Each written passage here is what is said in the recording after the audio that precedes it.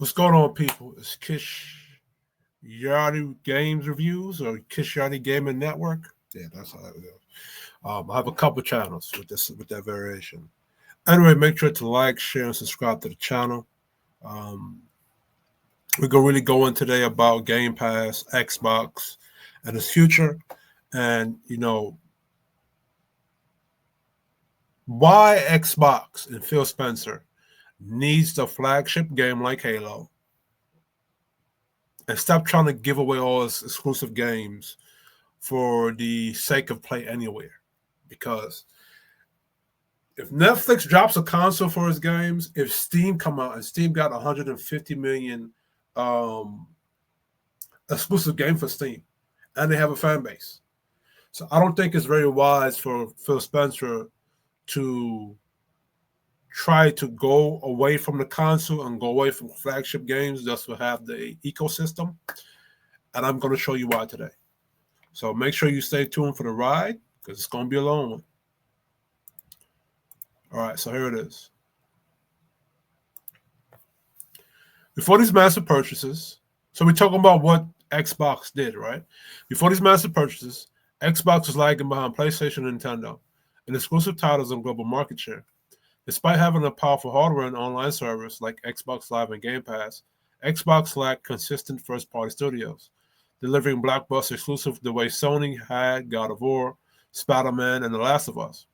So Microsoft's strategy under Phil Spencer, head of Xbox, shifted. Instead of relying on internal studios, buy the best studios and build Game Pass, a Netflix-style subscription service-based game, a Netflix-style subscription service games. Now that was good. That was a good move by Phil Spencer, right? But I'm gonna show you the folly, right? Because it was good because now that's the space we're moving into. If you notice, right? Everybody's having a subscription thing. Amazon has one. I think Apple has one. So even Tubi, right? So that is smart. And Phil Spencer beat Sony to that punch and Nintendo to that punch. So this is smart. Microsoft bought Bethesda, which I didn't disagree with, right? Cost $7.5 billion in cash. So yeah, I had some deep pockets. Bethesda Game Studios, Elder Scrolls, Fallout, Starfield, ID Software, Doom, Arcane, Dishonored, Prey, Machine Games, Wolfenstein, Tango Gameworks, The Evil Within, Hi-Fi Rush. Microsoft wanted major RPG and single-player titles to bolster Xbox Game Pass. My only problem is that what happened to Halo? These games is not what built Xbox.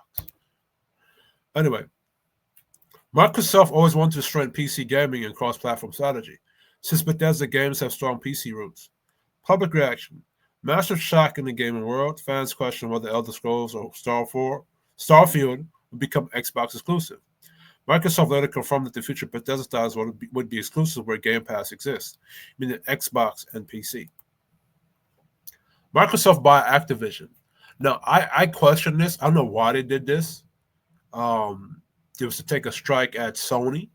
So that's the underlying thing that's not being mentioned. But I understood this move. I just disagree with it because we're going to go into it. What they gained: Call of Duty, Activision, World of Warcraft, Diablo, Candy Crush, Overwatch, StarCraft, Crash Bandicoot, Tony Hawk. The only games I really agree with is maybe Diablo. Call of Duty I don't really care about because now Call of Duty, they've been around for 15 years. So it's like people are getting fatigued with that game. You feel me? Because it's the same shit. That's why Battlefield is whooping their ass. This was whooping their ass. So by the time Call of Duty 7 dropped, they're going to be dead on arrival. What happened? Activision Blizzard was in crisis due to sexual harassment scandals, lawsuits, and workplace misconduct allegations. Its stock price dropped heavily. Microsoft saw an opportunity to acquire it at discount. Phil Spencer pitched it as a way to bring joy and respect back to gaming culture. Strategically, Microsoft wanted to control Call of Duty, one of the most profitable franchises ever, and put it under the Game Pass ecosystem. Legal and regulatory battles. So, these are the things that happen. UK competition, European Union, and they eventually approved it, right? And the deal closed in 2023. Key strategic moves: Game Pass dominance. Microsoft wanted Call of Duty Elder Scrolls Starfield to be day one, released on Game Pass, giving them unbeatable value. Cross-platform leverage. With Xbox hardware trailing, Microsoft shifted focus from selling consoles to selling access via Game Pass, PC, and cloud. And Phil Spencer, if you try to move from console to just having cloud access, you're going to fail, because the next wave of content or next war that's going to come on is going to be a huge content tech war, because Steam has its handheld, and if Steam fuck around and drop a console box like Xbox or Sony or Nintendo, it's going to do what Xbox did 20 years ago.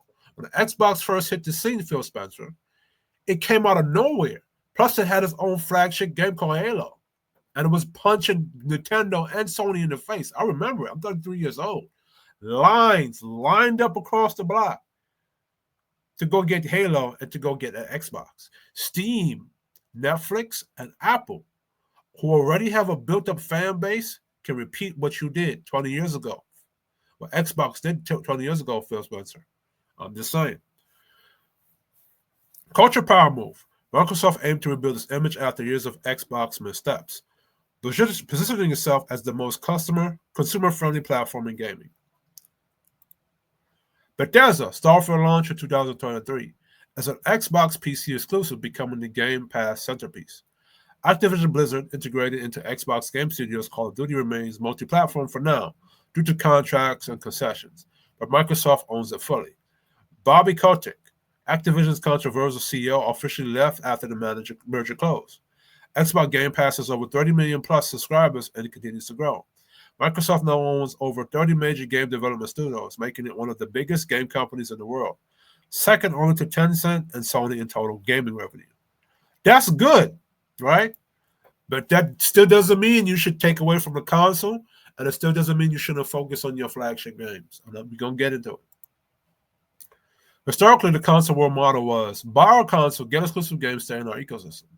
But once Microsoft bought Bethesda, Activision, Blizzard, they started rethinking this. Instead of hoarding games only for Xbox, they began to push a new idea. Play Xbox games anywhere, as long as you're part of the Xbox ecosystem. That means Xbox console, Windows PC, Xbox cloud games on phones, TVs, browsers, even some PlayStation and Sony Nintendo titles. Right? When Microsoft first acquired Bethesda, Phil Spencer, Xbox head said, "We'll decide exclusively on a case-by-case basis." Then Starfield released in 2023 as Xbox PC exclusive, day one on Game Pass. However, since late 2025, Microsoft has softened on total exclusivity for certain titles. See? The logic behind it: money on scale. Games like Elder Scrolls cost hundreds of millions to make. Selling to only Xbox PC players limits profit. Game Pass growth. So you had to think about that before you bought that company? All that money you spent could have been focused on making Halo titles. And by the time you had a Game Pass, you would have had Halo titles to the Game Pass that people would have wanted to buy the Game Pass and the Xbox and play it anywhere. Game Pass growth. Xbox realized more players equals more Game Pass subs, even if they play on other devices. Public relationships, which I don't know if that makes sense. Xbox Cloud, play anywhere, phones, but what about playing them on Sony? Right? If you're a Sony player or you're a Nintendo player, I could just wait till the game drops on Sony. Even if it releases day one on Game Pass, it's going to release sooner or later. And Sony has a die-hard fan base. Public relations. Microsoft doesn't want to appear anti-gamer by blocking new franchises from PlayStation users, but PlayStation is doing it. Nintendo is doing it. Nintendo's not coming up off of Mario. Sony's not coming up off of God of War. Regulatory promises. As part of the Activision Blizzard deal, Microsoft pledged to keep Call of Duty and other franchises cross-platform for at least 10 years. Okay, we'll see what happens. So for games like Elder Scrolls, Doom, Indiana Jones, The Great Circle, it's expected they'll launch first on Xbox PC and Game Pass, but later appear on PlayStation, Steam Deck, and maybe even cloud platforms. So it's still so the console war hasn't ended. Spencer said this directly in 2024. We're not in a consoles war. We're in an access war. And I think you're wrong, Phil Spencer. You're in a content tech war. which means tech, which is your hardware, and the content your tech and hardware produces, plus the Game Pass. Remember, you need hardware and consoles to play your Game Pass or your Play Anywhere stuff on. Right? Meaning Game Pass subscriptions are more important than console sales. They make more long-term money by having millions of players pay monthly fee than if you mean buy one console. Only studios like Bethesda and Activision lets them feed Game Pass with massive first-party content. I don't know. It's a Game Pass desert over there. Desert, not desert like desert like a I don't know if I'm pronouncing that properly. Like you have a food desert, like a gaming desert. So yes, you're absolutely right. Now that Microsoft owns Bethesda, they're moving toward cross-platform release, not strict exclusives. But here's a nuance: big game Starfield, Elder Scrolls Doom will debut on Xbox PC Game Pass first. They might come to PlayStation later, but Xbox still owns the ecosystem and profits from every version. It's less you can't play this, and more you can play this anywhere through us. Okay. After closing the Activision Blizzard acquisition, Xbox gaming revenue recorded a very strong year-over-year jump. For example, in FY24 Q3 gaming, revenue was up 51% year-over-year, helped by Activision and Blizzard portfolio. Some of the very first titles continued to perform well. Starfield had a strong launch in terms of player numbers and interest. The acquisitions gave Microsoft a much stronger catalog and brand positioning. Acquiring big IPs giving them more leverage and content control. Right? What isn't going so smoothly? The main vehicle for value. Xbox Game Pass is growing, but far slower than needed to justify the scale of the acquisition. For example, Microsoft had mentioned a target of 100 million Game Pass subscribers by 2030. But as of February 2024, there were only 34 million. Microsoft itself admits that putting games on Game Pass can cannibalize traditional sales. For example, they acknowledge that launching a game via Game Pass might reduce retail sales of that game. Yeah. Because it's in a digital space. It doesn't have physical copy. Remember, you still have like 65 million Gen X and then 70 million we get boomers who still do prefer physical copies instead of the digital. You still got people that buy the physical copy.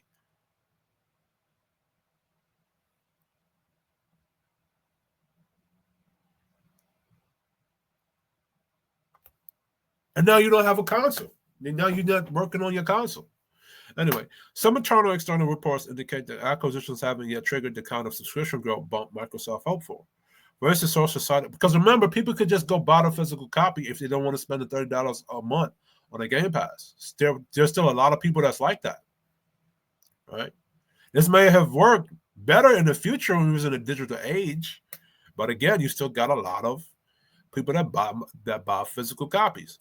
Some internal and external reports indicate that acquisitions haven't yet triggered the kind of subscription growth bump Microsoft hoped for. For instance, sources cited by the information said Activision deal hasn't helped Game Pass growth as much as expected. Complexity, expectation because the spend on acquisitions is massive. Activision is 68 to 70 billion. The return required to justify that is very high, and a fast growth is expected, but that is a tall order, right? Well, the thing is that the main primary thing of Activision or Treyarch or those people is Call of Duty, and people are getting fatigued with that game because it's the same shit. You even hear Call of Duty fans saying that. Yes, the strategy is working in pieces. Microsoft now has content, stronger revenue growth in gaming, thanks to acquisitions, and a clear everything platform, push PC, console, cloud. But the strategy is not yet delivering at the scale Microsoft hoped for, especially via Game Pass growth. There are structural headwinds, subscription fatigue, monetization challenges, managing huge acquisition costs, balancing exclusivity versus openness. In short, it's a work in progress. They have momentum on their side, but significant obstacles remain, especially if they want to make the acquisition pay off in full. There you do. And the main primary game, your Halo, your Forza, and Gears of War, you're not working on them. There's still a console war. I'm saying there's still a console war. Even though Phil Spencer keeps saying we're not a console wars anymore, The player mindset hasn't changed. PlayStation users are loyal to their brand, to their identity, and they see Xbox as the other side. So when Microsoft is, I got into a big back and forth with a nigga that say he's Sony ponies. So while Microsoft is trying to sell ecosystem access, Game Pass, cloud, PC, gamers still operate with console tribalism. That's where my point is dead on. Even if Xbox gets exclusive rights first, PlayStation players was just waited out rather than switching ecosystems. Because you got diehard Nintendo and you got diehard Sony players. And wait till Steam Box or Steam, what is it called? Steam something come out, the handheld, and wait till they come up with a physical console. What Xbox lost? It's flagships. Microsoft had gold in its backyard. They let it slip through its fingers. Halo used to be the crown jewel, the reason people bought Xbox in the first place. After Halo 3, the franchise lost creative direction. 343 and the studio that took over from Bungie struggled to modernize it while maintaining what made it legendary. Eternal Leaks interviews confirm what you said.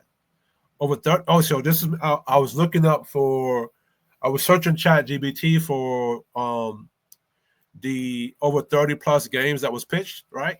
So 30 plus games pitched and spin-offs were proposed and shelved, and I pitched one. So you're gonna see that video release tomorrow at 12 a.m., right? And then this is gonna release after that. So it's gonna become, so today is Tuesday, tomorrow is Wednesday, so you're gonna see this on Thursday. All right. Internal leaks and interviews confirm what you said, right? Projects include open world Halo concepts, Halo horror spin-offs, Halo RTS sequels, and Halo RPG hybrids. And I might design some of these pitches and add my spin to them and pitch them, right? And see what the atmosphere thinks. Halo Infinite, or the algorithm thinks. Halo Infinite 2021 had a decent launch, but fizzled out due to weak live service updates, content drowns, and management turnover. You got to remember that Halo Infinite got released during COVID. During COVID, everybody was stuck at home watching shorts. So the attention span shrunk. So you got to be able to hit them with rapid content, ready. Right? I have ADHD, so I understand that a little bit better than most people. The missed opportunity. Halo could have been Microsoft's Star Wars, a multimedia empire spanning film, shows, spin-offs, which they tried with that bullshit show. And even though there are parts of that show that I like, the Halo show, it's trash. You know what I'm saying? Star Wars, a multimedia empire. Like, I did create a lot of analogies from that show. I understand what the weight of Vernon's Spartan armor is. That's why it's called Mjolnir's power armor, because it's like you have to be worthy enough to lift up the hammer of Thor. And to wear the Spartan armor, you have to be worthy of it. You have to be willing to carry that weight of that armor once you put it on. And it's like, with that series, what I got from it, even though overall it's trash, but I can still find things that I can look into. Man, I like that part. Like when what's the name? Keys, when he did that speech at Halo Reach, man, I fucking cried on that one. I understood every minute of it. When the one Spartan, I think her name, not Kai, I forgot her name, and she was struggling with trying to be a Spartan and at the same time trying to be a human. And even though most people would disagree why she retired, I understood why she retired. Because I made this analogy about the Spartan. And I got this analogy from Halo Infinite when Spartan Griffin died and Master Chief did that pause. And you can see the emotions behind the suit to the point where you wanted to cry. He was choking up. And they call the Spartans demons because you can't see emotions. But maybe the Spartan armor is there to protect the user, to protect the user's emotions. What if that armor is there, or the mask is there, or the helmet is there to protect the vulnerabilities of a Spartan? Really and truly. Yeah, it protects a Spartan from bullets, and it's titanium, and it's meant to protect the user from physical attacks. But what if it's there to protect the vulnerability of that Spartan? And if you look at the Spartans, they're an analogy for man. for men. You got to be the stoic individual, and you're constantly shielding your emotions from the world. It's a man. I could go in on the analogy for Spartan and what it represents and all that other stuff. Right. Let's continue. Halo. Right. Yo, Halo was their baby, bro. It was. Another cornerstone franchise has been mostly dormant since Gears of War, since Gears of War 5. Fans love its lore, world building, gritty tone, but Microsoft never evolved it into something larger. It could have been a strong competitor to Sony's God of War or Horizon series if pushed with modern storytelling and production, minus the woke bullshit, because that's what killed it, right? I think with 4 and 5. Yeah. The missed opportunity, Gears has cinematic potential and emotional storylines. Instead, it stagnated and became predictable, losing cultural weight. Observation about Game Pass economics. This is the business flaw in Xbox model that most casuals don't see, but I nailed it. These games hit Xbox Game Pass first, but people are still not buying the Game Pass to go play them. Let's put numbers and logic behind that. A single AA game costs 200 to 300 million to make. Game Pass is $17 a month for Ultimate. That means, which now is 30 now. That means each player has to stay subscribed for years or to offset just one game's cost, just one game cost. But now you have multiple AAA game studios housed on the game. All right? $17 times 365. Let me do the math.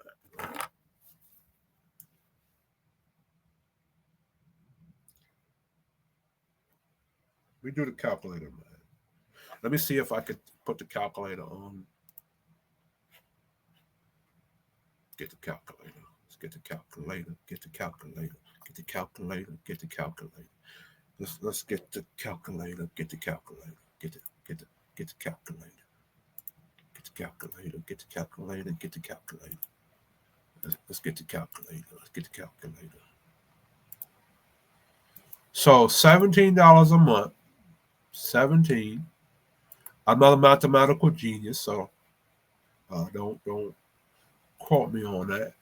$17 a month times 365. That would give you, and then what would you do? Would you divide that by? Would you divide that by 200 million? So then you would divide it by 2. Divide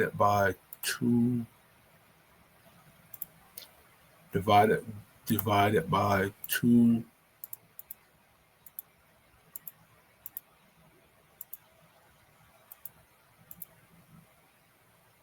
$200 million.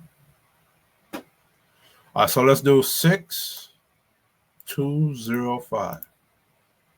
No. 200 million divided by 6205. That would equal this number right here. All right. I don't know if this makes sense. I don't think it makes sense. So how would you translate that? So you know what? Let's go to ChatGPT. Go to ChatGPT right quick. Let's look at ChatGPT, how it helps me do the numbers.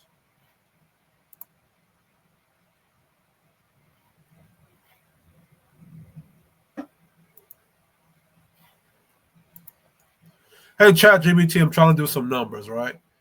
If one AAA game that goes on Game Pass costs $200 to $300 million, but Game Pass makes $17 a month for Ultimate, how much would it cost for Xbox to make up for that game, to get revenue back for that game that's on the Game Pass?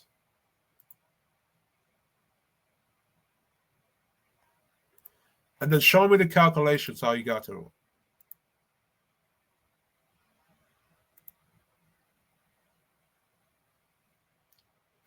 So I'm going to share this. Sharing.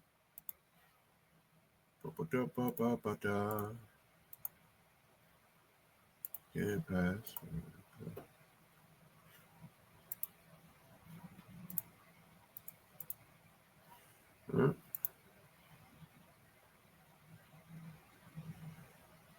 computing. So, so it's 17 times 12. My bad. So cost of a one AA game equals 200 million to 300 million. Game Pass ultimate revenue per subscriber is 17 a month. Annual revenue per subscriber 17 times 12. So that's 17 times 12 months, which is 204. So 200,000. So I had the formula correct, but I just did it properly. So 200 million divided by 17. So this is for subscribers a month. So I did it wrong, right? Equals that.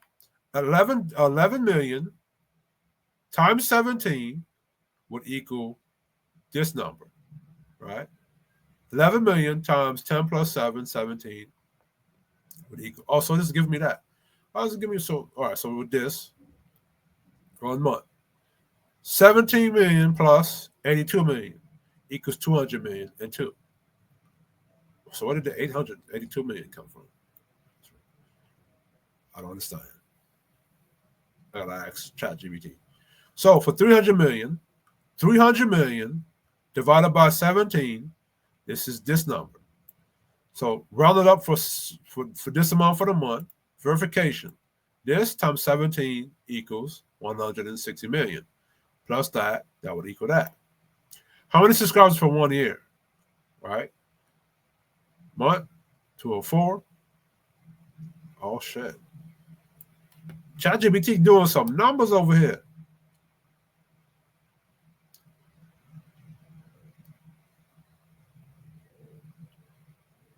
Round it up. So 900,000 subscribers for 12 months. 200 game.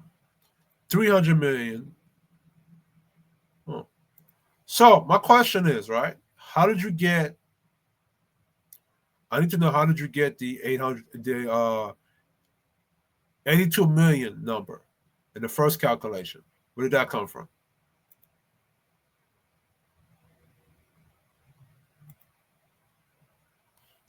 Make sure it's showing up there. The 82 million wasn't a random number. It came directly from the part of the multiplication I did to verify the answer. So instead of multiplying 17 all at once, I broke 17 into 17 equals 10 plus 7. Multiply by 10. So that times 10 would equal this. This is where the 82 million comes from. So 17. So wow, this is weird.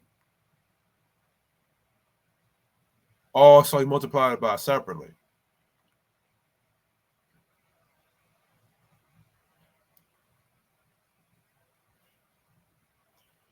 All right, so how much money would they have to make in order to meet that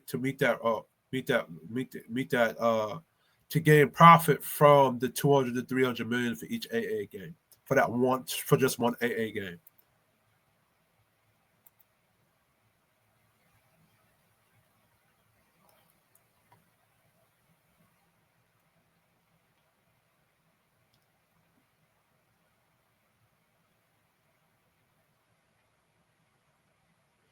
If Microsoft wants 10% profit on top, 10% of 200 million is 20 million. 20 million divided 200 million divided by plus 20 million. So it would be 220 million needed. 10% of 300 million is 30 million. 30 million plus 30 million equals 330 million needed. 10% profit.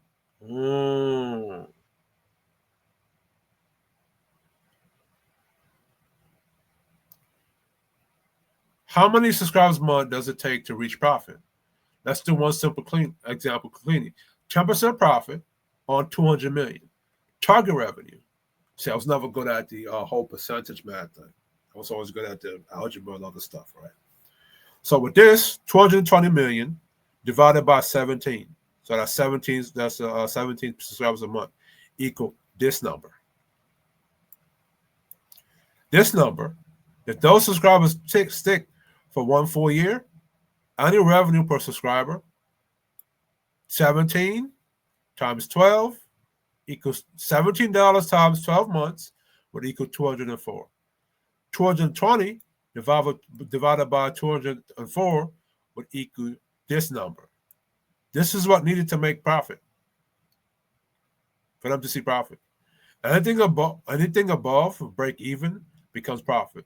The higher the profit margin they want, the more subscribers they need to retain. So, in other words, that's a big task. So that makes sense why they're raising the price to $30, right? But what they're adding is they're adding EA and Ubisoft to it to get more value for that $30, which I don't disagree with that, right? Because if they're adding, they're allowing you to be able to play free games from EA Access and Ubisoft for the Game Pass, they're going to have to up that price, right? So this is what they got to do to get profit for one AAA game. Now, mind you, they have Starfield, they have Halo that they flopped on, they have Forza that they flopped on, they have Gears of War that they flopped, they're not doing anything with, and they bought on other AAA games. This is why they're going cross-platform with the Halo Combat Evolve, and remaking it instead of remastering it. That's probably the reason why. Right? They gotta make profit to break even for the studios that they acquired.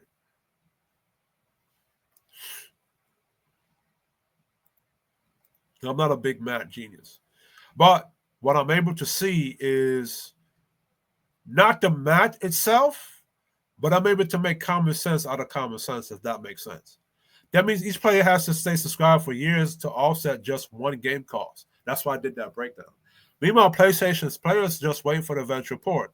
And when it comes, they buy a full at price $70, right? So that full $70 goes right into Sony's hand. That $17 a month that I showed you, the subscribers have to stay subscribed for a full year. And Microsoft has upped their price to $30. And there are people that were subscribed to Game Pass, as I've been seeing on the internet, that are not happy with that. So you might not be able to get that full subscriber for that full year to maintain that. So that's the thing. The so-called ecosystem strategy. So this is important. Meanwhile, PlayStation players just wait for the eventual port, and when it comes, they buy at full price, putting money back into Sony's pocket, not Microsoft. So the so-called ecosystem strategy has an awareness problem. Xbox is providing content pipeline, but PlayStation still has a consumer loyalty and brand dominance. At Xbox, this is going to be the second time you lose consumer loyalty with your group, right? Xbox Game Pass repaired it, and now you're fucking it up again, right? You don't know how much it irked me to see motherfucking Sony's logo on fucking Helldivers when it's being advertised over here on Xbox. So I hope with Halo Combat Evolve, it's going to do the same thing over there on Sony. That's like banging your set in another thing in your ops neighborhood, right? If Microsoft had doubled down on Halos and Gears as core identity brands, like Sony did with God of War and Spider-Man, use Game Pass as support pillar, not the main product, expand the Halo universe to strong spin-off, RPGs, horror, tactical, cinematic experience, kept tight control of the narrative quality, marketing, Xbox would have a powerful flagship identity to anchor all these acquisitions. Instead, they went wide. Let me say that properly. Xbox would have a powerful flagship identity to anchor all these I don't want to say accusations. Acquiration. It was fucking me up. Instead, they went wide, buying massive publishers before they even went deep, strengthening their own house, which is what I keep saying to people. Consoles still matter. Even though Phil Spencer keeps saying we're moving beyond consoles, the console is still the physical anchor of the identity and community. Here's the thing.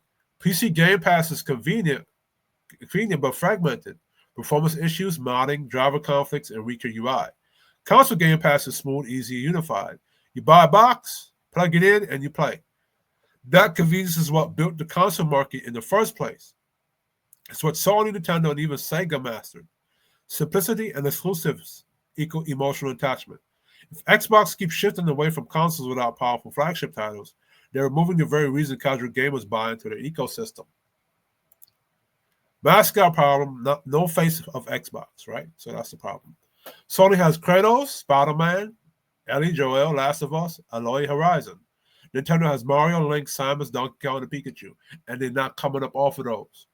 Master Chief, Xbox has Master Chief, Marcus Phoenix, Arbiter, Cortana, maybe even Banjo back in the day.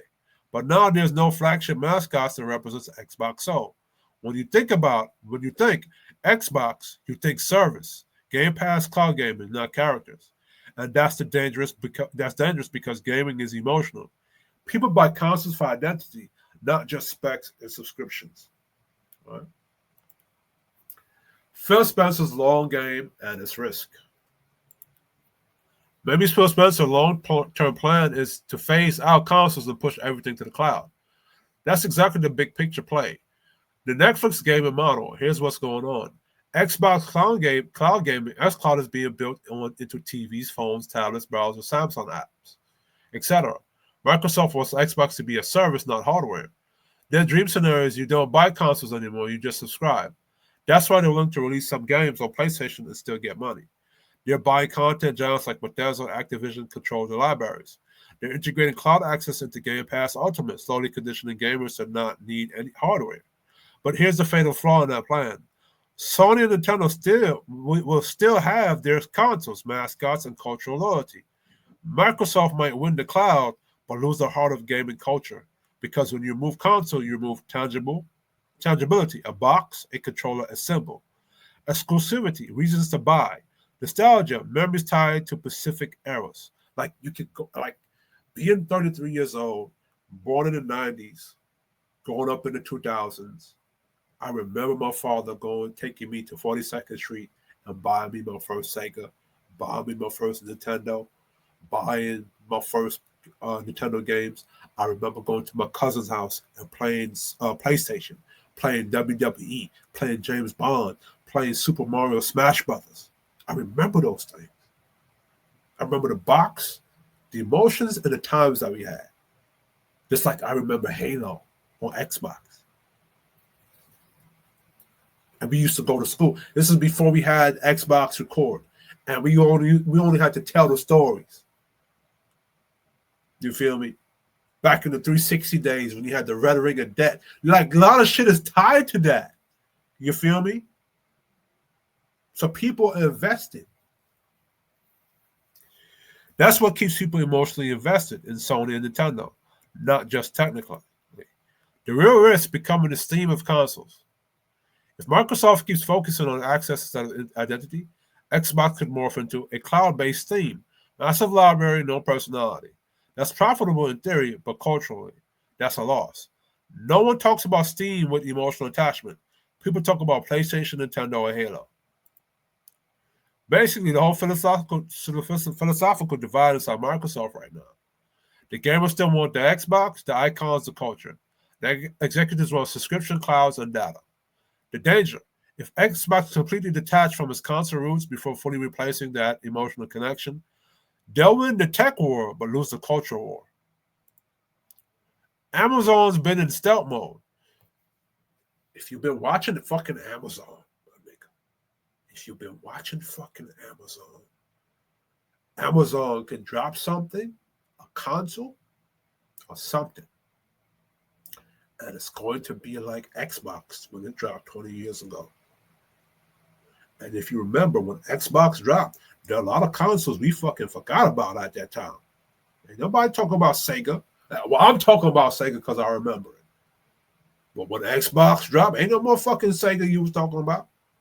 And the only reason why Sony and Nintendo would survive is because they had an investment into it. Once Xbox dropped, but that motherfucking Halo, it was done. Sony was on their back feet. Nintendo was scrambling. I remember, like Pepitron. All right. Amazon Luna, their own cloud gaming platform like xCloud, it's already live in multiple regions. Amazon Gaming Studios developing exclusive titles. They made New World and Lost Ark, both successful PC, and I think Anthem, right? Twitch integration. Twitch is their social gaming hub.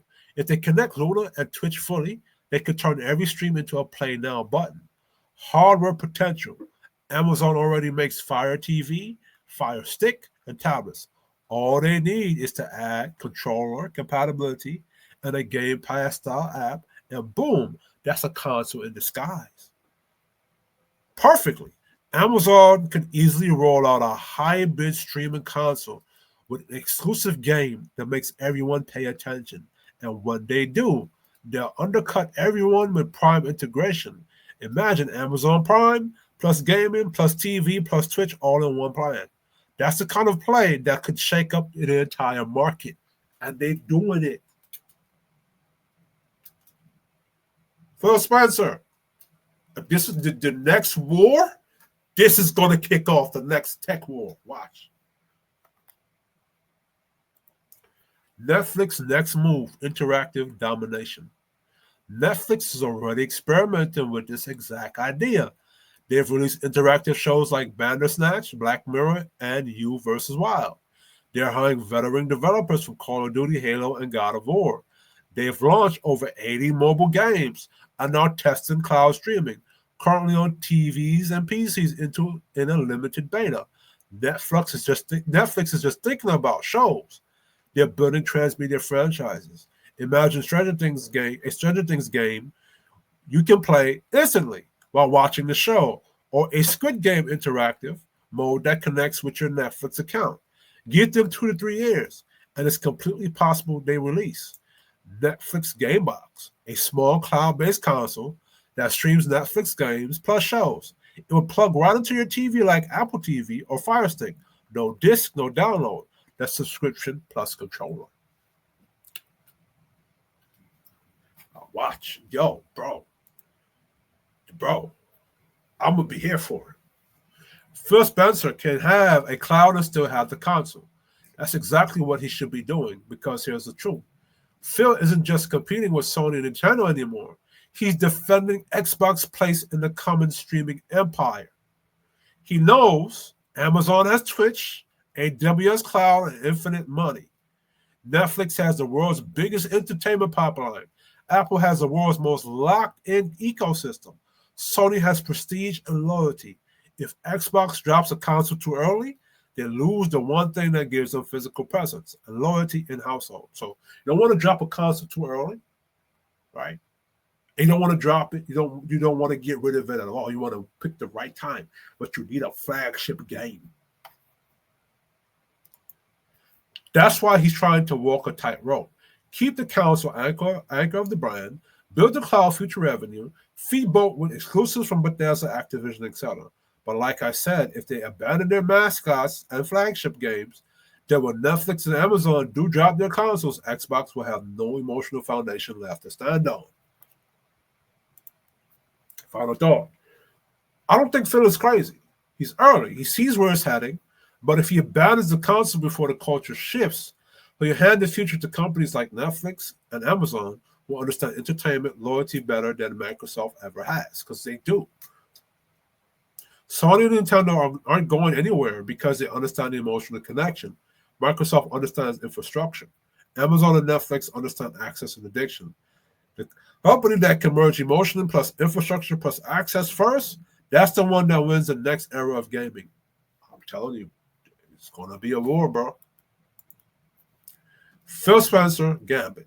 Cloud first versus console first. The Phil Spencer Gambit. Cloud first versus console first. Phil Spencer's long-term vision is platform agnostic. He's not thinking Xbox as a box. He's thinking Xbox as a service. The Netflix of gaming. Game Pass is the centerpiece of that vision. The idea is if you can play Xbox anywhere, TV, phone, PC, tablet, or console, we win by reach, not by hardware. That's why Microsoft has been aggressively pushing cloud streaming, cross-platform play, and Game Pass Ultimate, and even bringing games to PlayStation and Switch. Now, like Hi-Fi Rush, Sea of Thieves. But here's a major risk in that play. Exactly what I said. If you de-emphasize the console and your competitors keep their flagship identity, Sony equals PlayStation, Nintendo equals Switch, you risk diluting your brand and losing loyal console buyers, right? Which you can still gain revenue from. The missed opportunity. When Xbox came out in 2001, it exploded because of Halo Combat Evolved. It was their Mario, their Sonic. But over the years, Halo's identity got muddied. Bungie left, which I really can't blame 343 for that. And I can't blame Phil for that, because I think that was before Phil got there. All right.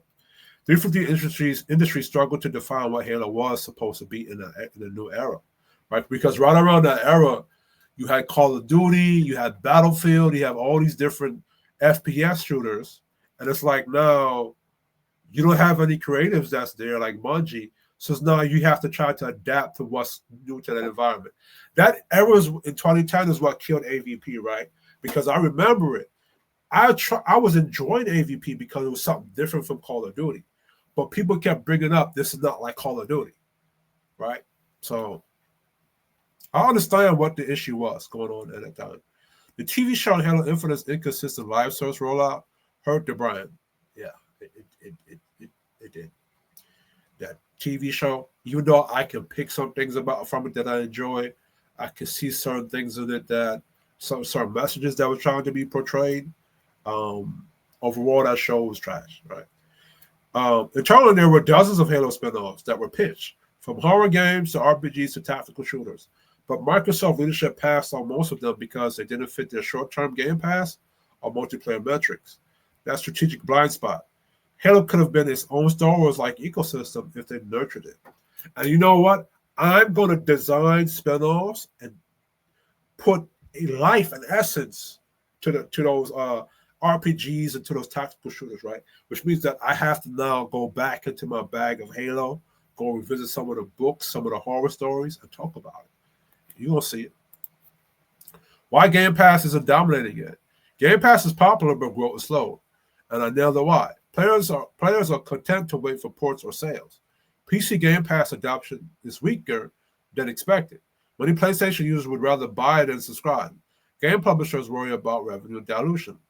So while Xbox owns huge IPs, right, the return on investment depends on how many subscribers they can convert. If people just wait for cross-platform releases, that strategy collapses, right? The future I predicted. The streaming wars of gaming. I remember I predicted it. Let's point out the incoming wave. Netflix is testing game streaming and has bought studios, Night School, Boss Fight, etc. Amazon has Luna, their cloud gaming platform, and gaming studios work in major IP. Apple Arcade is quietly and massively and could easily pivot to a console, especially with the M series chip. Google tried with Stadia, failed early, but someone else will succeed. Soldier Boy, if you want to try, you should do a console, but take the ninja stuff out of it, right? Make a console, but really spend my money and time and effort into developing a quality console, and then a streaming service, so you can find a spot, maybe a big spot, and gain money off the coming streaming wars, right? If any of these companies combine massive distributions plus exclusive IPs plus a console or hub device, Xbox could find itself in a vulnerable middle ground. Not console dominant like Sony and Nintendo, not as massive a platform as Netflix or Amazon, right? Because Netflix and Amazon, they already have their streaming IPs and services already, right? They already have it. I'm suggesting a hybrid model, and honestly, that's probably the winning one. Keep the Xbox console line strong with exclusive mascots, Halo, Gears, Fable, while building out the cloud cross-platform ecosystem at the same time. If they drop the console too early, they lose physical identity, and Sony will eat their lunch. If they ignore the cloud too long, Netflix and Amazon will leapfrog them. It's a balance of presence and reach, and right now, Xbox is struggling to hold that balance, right? In other words, Game Pass Play Anywhere is like Katana. Master Chief or John 117 and the Master Chief is your structure and your console, right? And remember, Cortana, what happened to Cortana when she got stuck in High Charity? She got stuck in High Charity. And Master Chief had to go get her and save her. If Master Chief didn't go get her and save her, she would have been stuck in the High Charity with the Grave Mind, right? And she was going to die of logic plagues, right? So what do we know? A former senior lead designer at 343 said, we must have pitched. So shout out to this person, right? That lets me know that there were still a lot of creative people that was there. We must have pitched 20 to 30 game ideas over the 12 years I was there that would have totally worked in Halo universe. Many single players, multiplayer, ODST month. Some galaxy spanning ones, some more intimate, and the one that was really dark. The pitch included both single player and multiplayer ideas. Some of the more specific hints. Several ODST orbital drop shock troopers. Ideas described as galaxy spanning, large scale, and more intimate. One pitch described as really dark take in the Halo universe. And there was some dark shit in the Halo universe. Like a lot of the Spartans died. The brutes, they used to eat some of the humans. Bro, there's a lot of dark episodes in Halo that they could have put out there and have Halo's identity to it.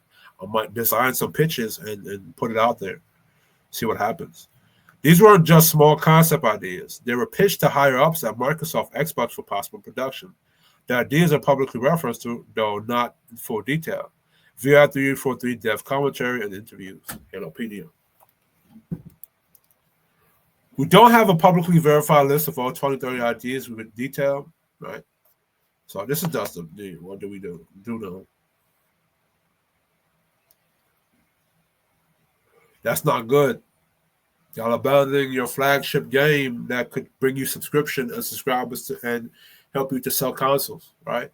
It's like a mascot at a football game, right? You have your team, you have your colors, you have your mascots. These things bring fans, and people find love with the mascot, and it brings them to the seats, right? And if 20 to 30 distinct ideas existed and none or very few were greenlit, there's an opportunity cost games not made that might have attracted players. Reflect stagnation risk. If the Halo franchise, if most energy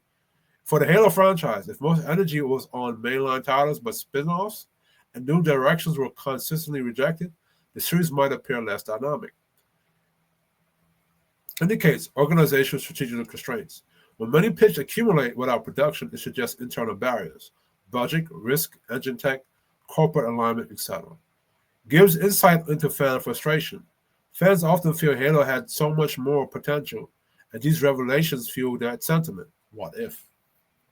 So I'm saying what if. When that pitch that I designed and I dropped for Halo ODST theme, similar to Helldivers, when that shit drops, tomorrow morning at 12 a.m., y'all going to be like, fuck. Some example concepts from the reporting. An ODST theme multiplayer co-op game pitched similar to what Helldivers 2 is doing now. A more intimate story possible, smaller scale. Character-driven rather than a grand SP campaign. The Loadout. A really dark Halo game, potential horror thriller elements within the Halo universe. Galaxy span and scale bigger than typical Halo campaigns. Maybe broader in scope or open world.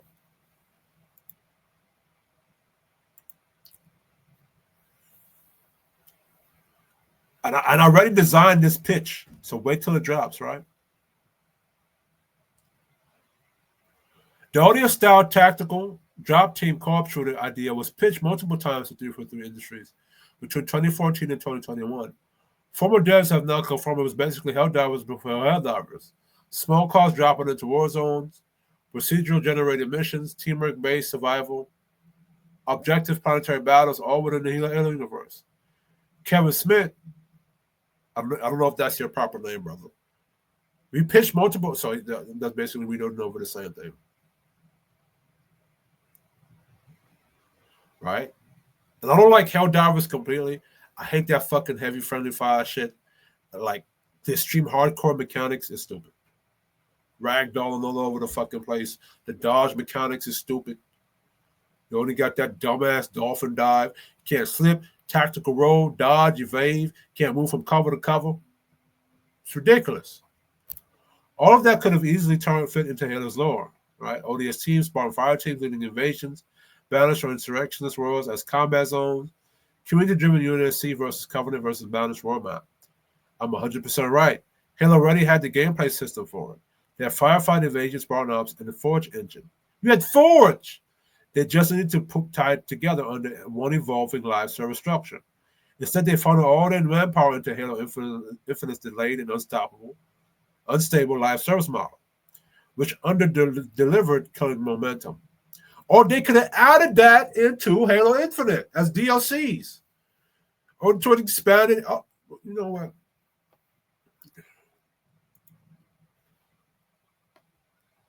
The Halo's expanded universe of novels, The Flood, Ghost of Onyx, Contact Harvest, already contains psychological horror, body horror, and existential dread. The Flood alone could support an entire Dead Space style horror title, like a Spartan, and he got to go into this. There's a game animation designer. I forgot his name. He's designing something. I think it's called High Charity Part 3 or 4. He's designing something like that. Fan animation. I forgot his name, bro. Team FX or something like that. Right? Imagine you play as an ODST team investigating a derelict UNSC ship. Lights flicker, flood biome, or Spartan team, right? Flood biomass everywhere, team chatter, no comms, no Spartans to save you. The reality that's really dark. Halo pitch, according to the former devs, was believed to explore that territory, something between Spec Ops, The Line, and Dead Space, set in the Halo universe. 343 reported to pass because it didn't align with the tone of Halo's brand, which is a massive mistake. Every major franchise, Star Wars, Resident Evil, even Doom, expands its tone to keep its audience engaged. The books already explored it, and the franchise and the fan base wanted it. I don't know, 343. Corporate. Right? So, imagine custom Spartan, ODST character, traveling between planets, Reach, Sangelius, Installation 05, Earth, different faction, UNC balance, insurrectionists, forerunners, dialogues, choices, leveling system, armor trees, major lore integration with the novels. That's exactly what the Galaxy Expounded meant when Smith referenced it. And again, they had the tech base. Just Space Engine could have been tuned for it. And Halo Infinite started to hit at that open world design. But 343 got boxed in by leadership pressure to make another Halo as a service FPS instead of expanding the brand into a newer game. This pitch that Kevin Smith here, this could, they're like how Halo Wars opened up the RTS style, and they even have Commander Palmer. What you call those type of games, like a platformer? This could have opened up for a third-person action RPG style to Halo. They could have opened that. They already have third person for firefighting in Halo Infinite.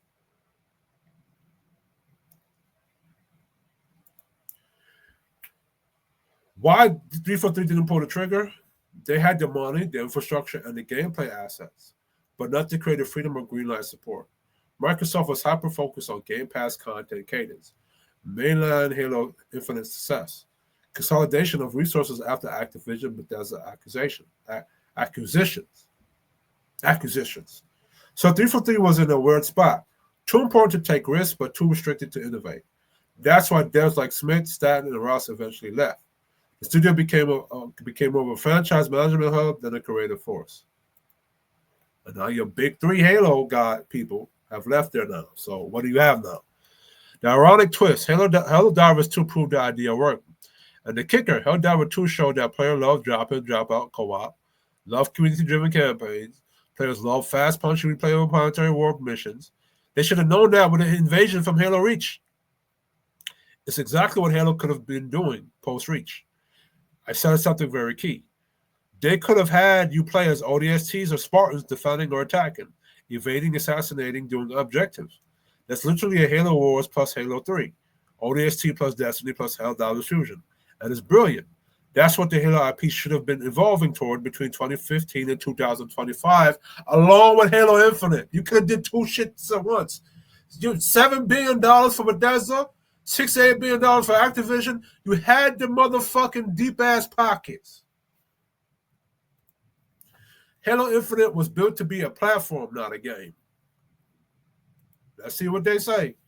When Halo Infinite launched in 2021, the entire idea straight from 343 and Phil Spencer was that it would be a platform for the next 10 years.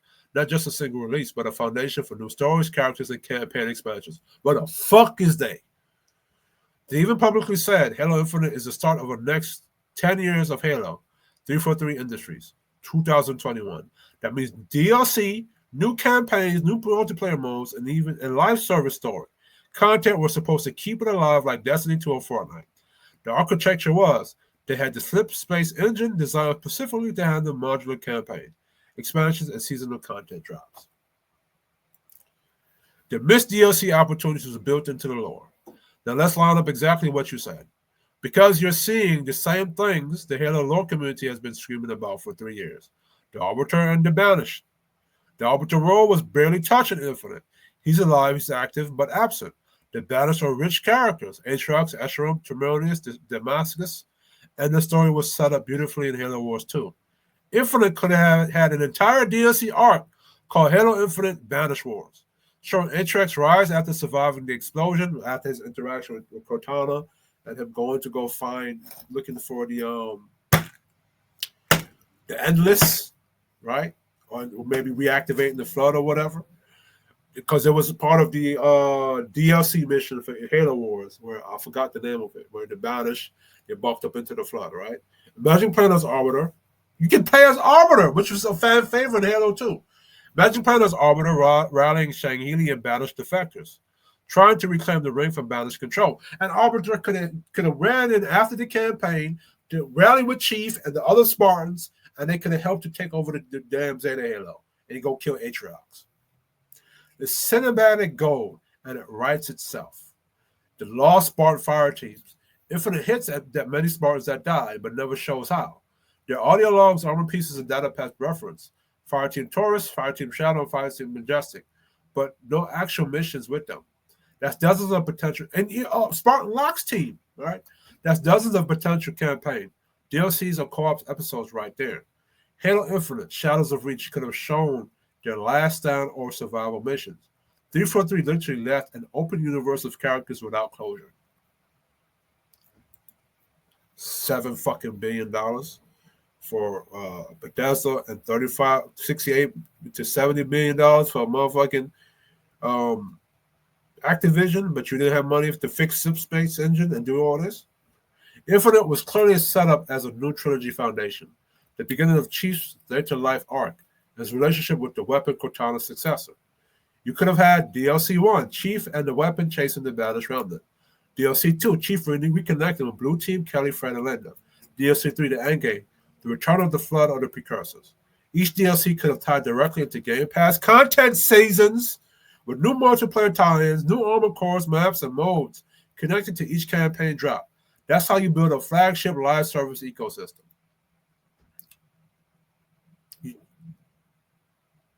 Whatever.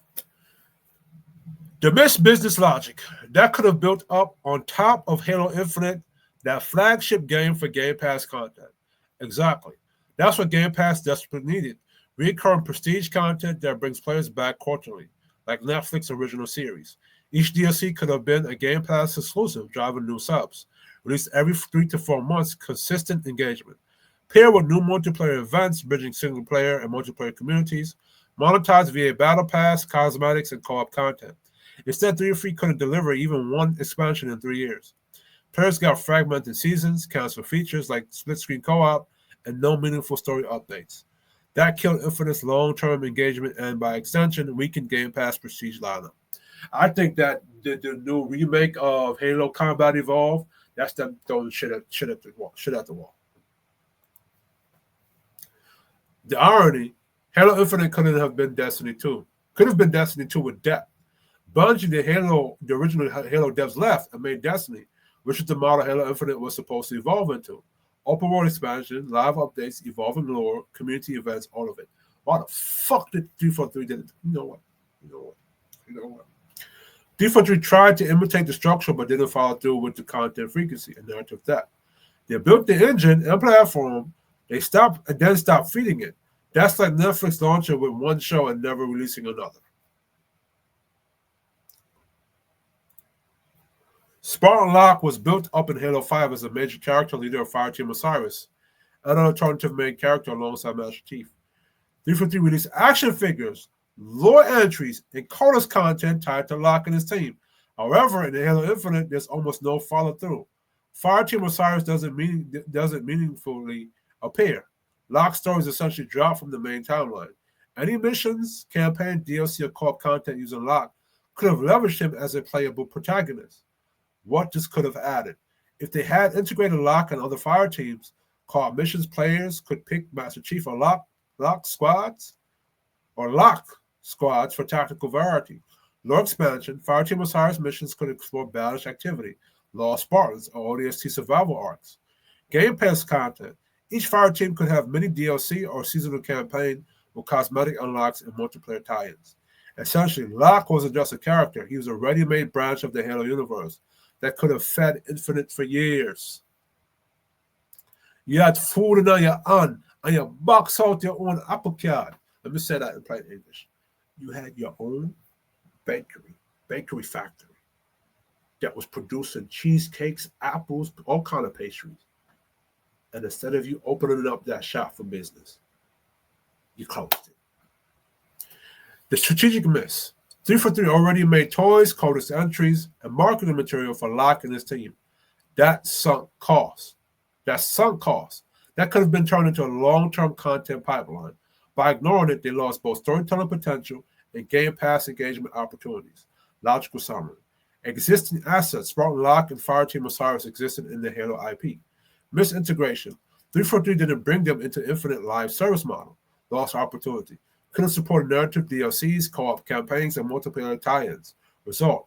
Halo Infinite feels half-finished, story-wise, leaving fans with dangling arcs and unfulfilled promises. Let's build a logical Halo Infinite DLC roadmap. Showing how 343 Industries could have used the existing Halo universe's characters and lore to create 5 to 10 years of consistent content. Let's go. Core game. Master Chief versus Banished on Zeta Halo. Open world campaign structure established. Multiplayer modes, arena, big team battle, firing range. Missed potential. Arbiter cameo missions established Sangheili perspective early. Fire team of Cyrus integration, optional co-op playable squad and campaign. Banished side missions, introduce Atrax in a circle. Gameplay tie-ins, unlock armor sets, skins, cosmetic rewards for multiplayer. Start lore-driven seasonal events in multiplayer maps. The Arbiter arc. Halo Infinite Arbiter's War. Playable Arbiter campaign with unique abilities and Sangheili combat mechanics. Story, Arbiter rallying Rebel Sangheili against the Banished. Explore Covenant ruins and secrets in Zeta Halo. Gameplay tie-ins. Multiple Arbiter-focused PvP maps. Co-op missions, Arbiter plus Master Chief crossovers. Seasonal cosmetic unlocks. Sangheili armor. Energy swords, vehicles. Strategic value. Appeals to long-time Halo fans. Introduces alien gameplay mechanics differentiating co-op from the main campaign. The Banished Invasion. Halo Infinite Banished Assault. Focus on Banished leader Atrax, Damascus, and high-profile Banished warriors. Players alternate between Master Chief and ODST UNSC squads, or Agent Locke. New planets or outposts as invasion zones. Co-op and invasion missions with dynamic objectives. Gameplay tie-ins. Multiplayer maps reflecting newly liberated or captured zones. Limited time community events where player actions affect warfront status. Strategic value. Builds ongoing narrative around Banished threat. Provides replayable co-op content. Lost Spartans and Fireteam. Halo Infinite Shadows of the Spartans. Introduce Fireteam Shadow, Majestic, and Taurus. Campaign rescues. Campaign rescue missions. Survival of uncovering Spartan secrets. Darker tones, Spartan losses, ethical dilemmas, survival horror elements. Gameplay tie-ins. Optional co-op Fireteam missions and multiplayer. Unique Spartan abilities, weapons, and armor skins unlocks through campaign progression. Strategic value. Fulfill lore gaps. Deepest connection with Halo lore fans. Introduce variety in campaign pacing. The Ring and Forerunner mysteries. Halo Infinite and Secrets of Halo. They even had, I think, what was it?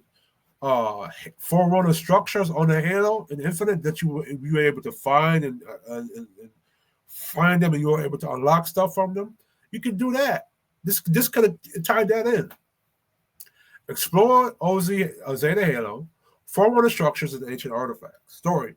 Master Chief and allies investigate anomalies affecting Zeta Halo stability. Introduce environmental hazards, puzzles, and exploration-based gameplay. Gameplay tie-ins. Multiplayer maps. Forerunner's ruins with dynamic environmental mechanics. Campaign items unlock new armor mods and vehicles for multiplayer. Strategic value. Adds exploration and lore depth. Expands universe organically beyond Banner's storyline.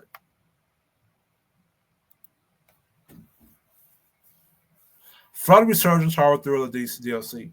Halo Infinite Flood Protocol. And I think you did that with the multiplayer, but there could have been a campaign. Focus on hard thriller elements from Halo novels. Players navigate derelict ships, abandoned colonies, or flood-infested zones. Emphasis on survival. Squad management and more choices. Gameplay tie-ins. Limited time multiplayer flood mode. Firefight-style events incorporating flood AI and objectives. Strategic value. Taps into franchises' darker themes. Creates tensions and variety separate from standard combat gameplay. Galaxy spanning. Halo Infinite Exodus Open Galaxy. RPG-style campaign spanning multiple planets. Custom Spartan ODST character creation. Maybe that could maybe not in Halo Infinite, but maybe as a spinoff, right? Interplanetary objectives, diplomacy, sabotage, large-scale battles. Branching storylines with consequences for UNSC, Banish, and Covenant remnants. Gameplay tie-ins, co-op galactic missions with up to 8 players. Multiple maps based on diverse planets. Seasonal events tied to ongoing galaxy-wide campaign. Strategic value. Introduce Destiny-like persistent universe, opens up long-term Game Pass subscription incentives, expands Halo beyond a single ring, building a true flagship ecosystem. Halo Infinite, Legacy of the Spartans. Founder of the major arcs, Master Chief, Arbiter, Banish, Flood. Community-driven world events impacting founder campaign missions. Optional epilogue. What happens to the remaining Spartans, ODSTs, and Zeta Halo? Gameplay tie-ins, high-end multiplayer raid content, unlockable cosmetic prestige rewards and Game Pass, potential VR or AR integration for immersive lore exploration. Strategic value. Concludes decade-long 5 live service narrative. Keeps subscribers engaged for multiple years. Solidifies Halo as Xbox flagship differentiation from competitors. Overall logic of this roadmap maximizes existing assets. Master Chief, Arbiter, Fire Chiefs, Banished, ODSTs, Rings, lore references. Nerd content each year builds on the previous year's storyline and multiplayer tie-in. Game Pass synergy encourages subscriptions with consistent high-value content. Fan engagement fills lores, gaps, explores novels, and honors franchise history. Diversity gameplay. Co-op, RPG, horror, open world, multiplayer, strategic campaign, all integrated. Original Xbox. So we're going to talk about what Xbox was, right? The original Xbox One came out of nowhere. Microsoft wasn't known as a gaming company, yet the console plus Halo immediately turned heads. Halo acted as a killer app or a flagship game that drove hardware sales. Locked exclusively meant if you wanted Halo, you bought Xbox. Result: Xbox became a contender against Sony, PlayStation, and Nintendo almost overnight. Today's Xbox Series X plus Game Pass. Phil Spencer is focusing on Game Pass and cloud first play. Many exclusive titles are cross-platform, reducing the incentive to buy the console itself. Problem: Sony and Nintendo will have a strong console-based loyalty.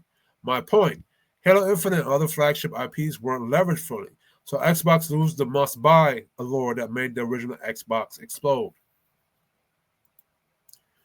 Netflix and Amazon as potential competitors. Netflix already built a global platform, and the interactive game mimics Game Pass mechanics. Amazon already has Luna, multiple studios, and infrastructure for cloud, plus physical devices. Both could drop a console out of nowhere just like Xbox did in 2001. If they pair that console with flagship games exclusive to their ecosystem, it can immediately capture attention. Think about it. Netflix, Apple, Amazon don't need decades to build trust in gaming hardware. They already have their user base and brand. One major exclusive launch title, plus cloud, plus console, instant market disruption. Flagship game problem. Phil Spencer's strategy relies on Game Pass subscription over console sales. Without strong exclusive console-defining IPs, Halo, Gears, Fable, Forza, players might wait for cross-platform releases. They may not subscribe to Game Pass just to purchase games individually on PC or PlayStation. Risk. Xbox loses the surprise hit factor that made its first console launch explosive. My logic: if Amazon and Netflix drops a console with even one flagship exclusive, they can replicate the original Xbox success. Phil Spencer could be on the back foot because Xbox brand isn't as must-buy hardware anymore because you don't have a flagship console exclusive. The original Xbox succeeded because it had exclusive games that drove console sales, which is exactly what Phil Spencer has not prioritized. That's why my observation about Netflix and Amazon coming in out of nowhere is accurate. The market is not ready for a new player with a built-in infrastructure to disrupt Xbox, just like Xbox did to Sony and Nintendo 20 years ago. The acquisition context. 68 billion, primarily for Call of Duty, Warcraft, Diablo, which I enjoy Diablo, right? Make Xbox Game Pass on for all major franchises, blah, blah, blah. The problem with Call of Duty, fatiguing the main franchise. Call of Duty has been analyzed for 15 years. So this is the problem with Call of Duty right now. They're already coming out with a Call of Duty 8 next year. And Call of Duty is going to be dead on arrival with Battlefield being out. Because earlier, before I did this video, I played Battlefield Red Sec, and it's fucking amazing. Even hardcore fans report the series feels samey. Same mechanics, same multiplayer formula. Recent beta for Call of Duty 7 shows engagement dipping. Player excitement is lower than previous launches. Competition is rising. Battlefield 6 is performing well with new mechanics, larger maps, and more dynamic gameplay. Franchise saturation. Just because Xbox now owns Call of Duty doesn't automatically restore its must-buy console appeal. Fans would have bought the game on PlayStation or PC, but now either wait or play on Game Pass, meaning hardware sales don't necessarily increase. Let me read that properly. Fans who would have bought the game on PlayStation or PC may now either wait or play on Game Pass, meaning hardware sales don't necessarily increase, right? Or subscription, I should have worded that better. Why is this bad strategic move? Short-term perspective. Xbox paid tens of billions primarily for a franchise that's losing cultural momentum. Call of Duty may still generate revenue, but it's not the Halo moment. Flagship driver it used to be. Xbox long-term PlayStation and Nintendo console battles relies on exclusive high-impact flagship titles. Halo throws the gears, not a franchise that the players are starting to treat as routine. What this means for Game Pass on Xbox? Game Pass may benefit temporarily, new Call of Duty content attracts subs, but exclusive leverage over the franchise is unlikely to change console sales trends. Phil Spencer focused on acquiring IPs versus building Flagship's original titles, Halo, Forza, Fable. It's risky because the market wants fresh experience, not another decades of annual shooters, right? The purchase of Activision. So that's my whole point about expanding the Halo universe, because there's plenty of FPS shooters. You know what I'm saying? We got to innovate. It's one of the 48 laws of power. You got to recreate yourself, right? The purchase of Activision makes sense on paper, but Call of Duty no longer has the same market power it once did. Meanwhile, Xbox can achieve bigger long-term gains by fully building and leveraging its Halo and other original flagship IPs, which are more directly tied to console sales and brand identity.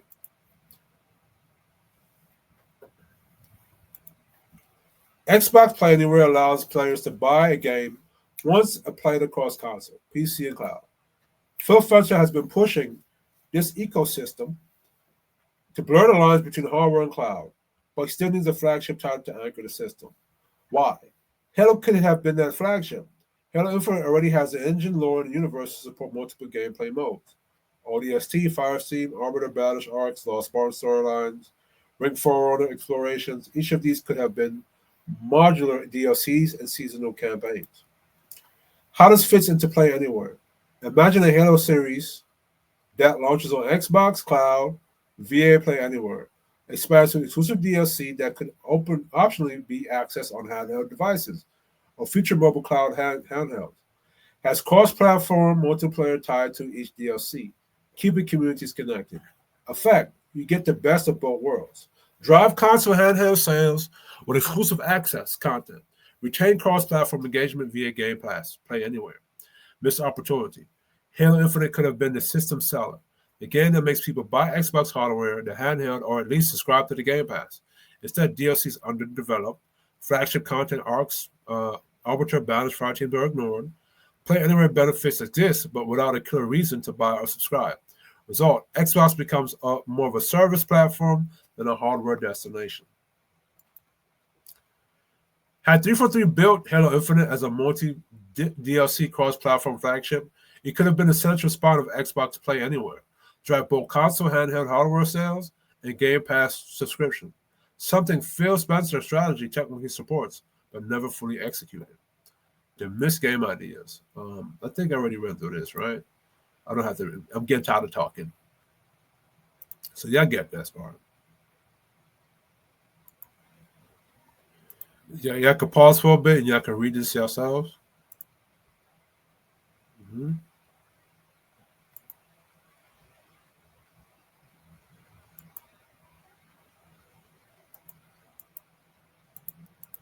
All right.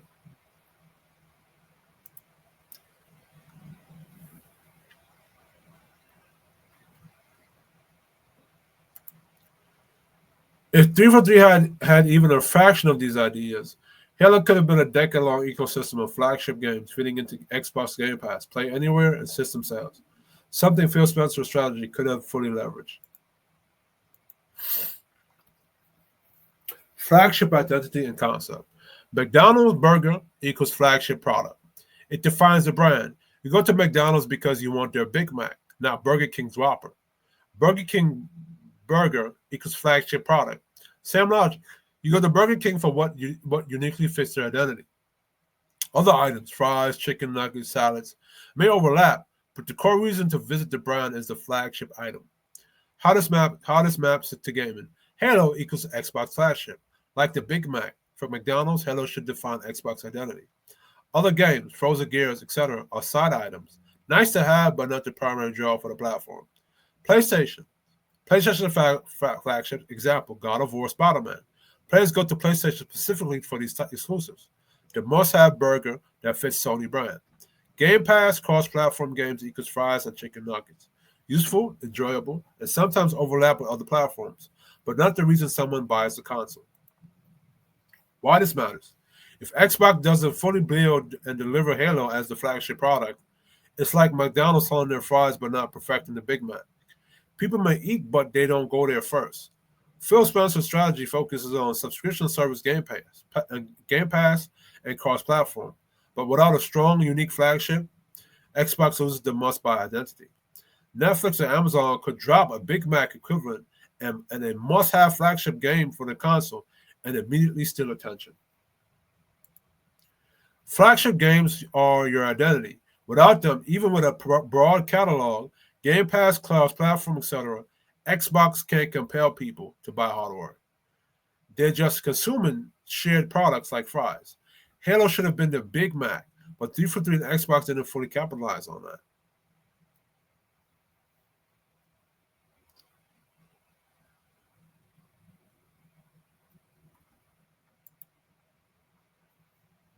Steam Deck, Valve's first handheld console. Released in 2022, the Steam Deck is a handheld gaming device that runs Steam operating system. Valve link-based operating system. It allows users to play, and I think the Xbox. Let me look at my Xbox.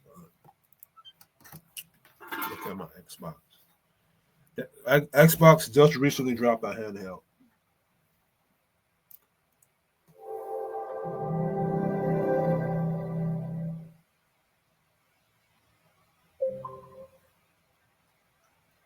Yeah, ROG Xbox Ally. All right. So they dropped that. But guess what?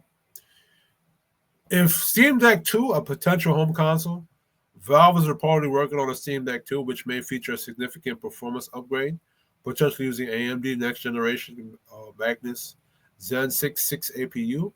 Additionally, there are rumors about a home console under development, possibly named the Steam Frame, which could compete directly with traditional gaming consoles like Xbox Series X and PlayStation 5.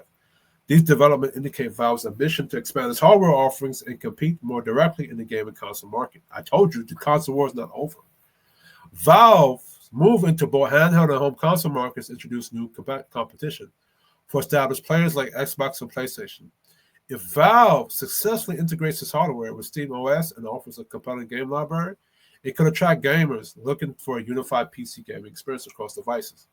For Xbox, this means that Valve upcoming console could become serious contenders, especially if they offer strong exclusive titles or unique features that appeal to gamers. This underscores the importance of Xbox continuing to develop and promote its own exclusive games and services to maintain its position in the market. Steam has over 150 million active users as of recent reports. Gamers are already familiar with Steam's library, friend system, achievements, and cloud saves. This built-in loyalty is like Amazon and Netflix, having millions of subscribers before they even launch a console. They don't have to start from scratch. Steam exclusive first release games. While most games on Steam are PC first, they're Steam exclusive or time exclusive games, especially indie titles. Valve can leverage these exclusives as must-have titles for any new Steam console or handheld and do a deal or some kind of sale. They can also offer deep integration with Steam ecosystem like Steam Workshop mods, cloud saves across handheld, console, and PC, Steam Deck portable features, right? Pre-existing library plus fan base equals immediate value for hardware. Exclusive content, a reason for players to buy the new device, not just use Steam or PC. Cross-platform synergy. Devices can integrate seamlessly with PC gaming, making switching effortless. Market amplification. If Steam drops a home console or upgrade a handheld, it can compete directly with Xbox, PlayStation, and Nintendo. For Xbox, this is another reason why Phil Spencer's focus on Game Pass alone isn't enough. Other companies, Netflix, Amazon, Valve, can launch consoles with built-in audiences and exclusives, potentially stealing attention.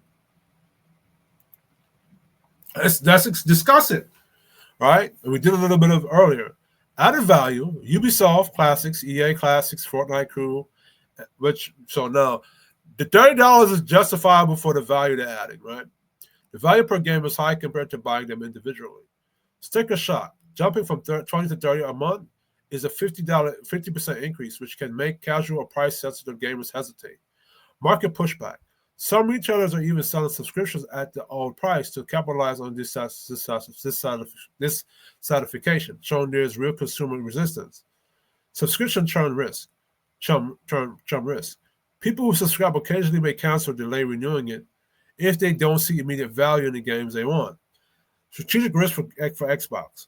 If enough users bulk at the 30 price, it could reduce Game Pass adoption growth, slow effectiveness of Phil Spencer's cloud-first strategy because revenue relies on subscription value. Force Xbox to reconsider bundling or promotions to maintain user numbers. This is especially concerning if exclusive flagship games like Halo aren't driving subscriptions on their own. Without a must-have anchor, Game Pass relies heavily on perceived breadth of the library, which may not justify $30 for many players. English be whooping my ass.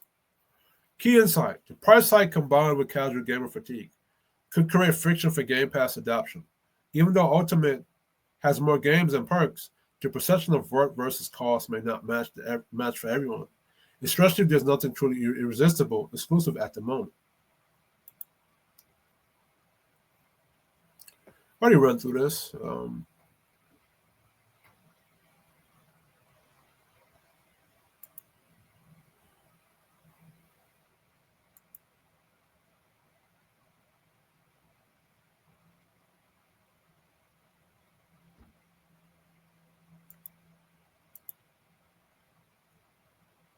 And then Far Cry 6, that did terrible. So,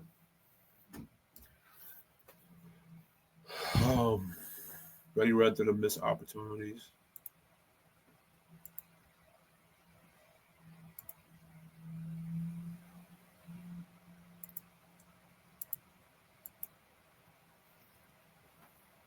Netflix analogy.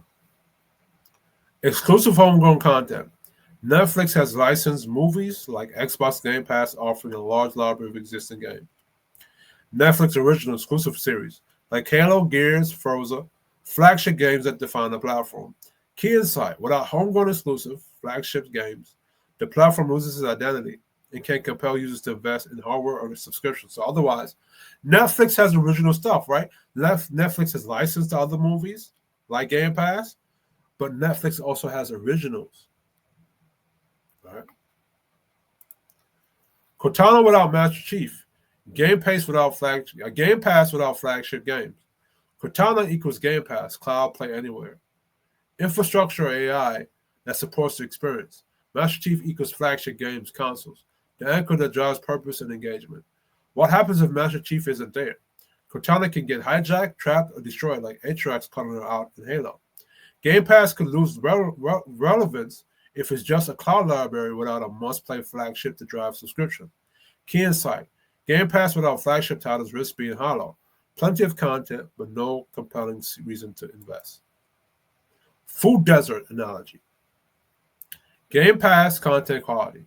Game Pass equals buffet. A lot of games are available, but not all are nutritious or stimulating. Like for me personally, like a lot of games are on here, but I can't find a game that would stimulate me. Not even motherfucking not even what's the game that just dropped? Borderlands. But then again, I have ADHD, so maybe that's a thing. But so maybe that's relative to me.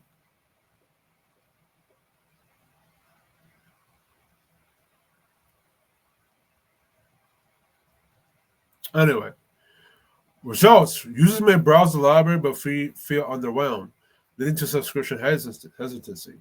Key insights: without flagship games or genre-rich titles, Game Pass might appear abundant but ultimately leave players unsatisfied. A content desert, not like a food desert. Atrax analogy: external threats from competitors. Atrax equal competitors like Apple, Steam, Netflix, Amazon. That scenario: these companies launch the consoles or handhelds, live service streaming services, exclusive games and ecosystems. In fact, Xbox could get boxed out if its flagship games and console identity aren't strong. Key insight: just like Atrax exploit gaps in Halo systems, outside competitors can exploit gaps in Xbox ecosystem. If Game Pass relies too much on cloud content, volume without flagship games. Game Pass alone, even at $30, is not enough to secure Xbox dominance. Xbox needs flagship games that act like Master Chief, driving engagement, subscriptions, and hardware purchases. Without them, Game Pass risks becoming a content buffet with no anchor, and the competitors can invade Xbox territory with stronger ecosystems. Whew! I did a lot of talking. Anyway, I'm going to produce this video. I hope it reaches the audience. I'm going to put all the trimmings, all the tricks to it. I really want the Halo community to see it. I really want Halo 343 and Spill Spencer to see it. And I'm going to talk about this topic and plenty of other games and more to come. So remember to like, share, and subscribe. I'm out.